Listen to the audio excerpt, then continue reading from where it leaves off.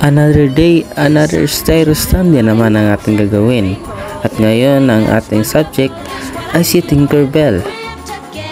Paalala lang po, isa po akong artist na nag-enhance o nag-repaint nitong styro. Kaya big respect sa unang artist na gumawa nito. Kaya simulan na natin. Let's go! Una, naghalo muna ako ng green sa isang container. Sa pagmix ng green, kailangan natin ng yellow at saka blue. I-mix-mix lang natin hanggat lumabas yung kulay green. At pagkatapos, i-brush lang natin ito sa styro. Tapos, maglagay lang tayo ng highlights na dahon yung pattern. Dito naman sa buhok, ang nilagay niya is light red.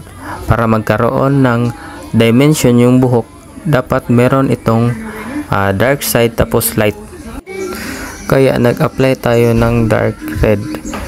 Red lang ito na hinaluan natin ng black mix tapos apply na natin. Sunshine, lollipops and rainbows, everything that's wonderful is what I feel when we're together. And then tapos na.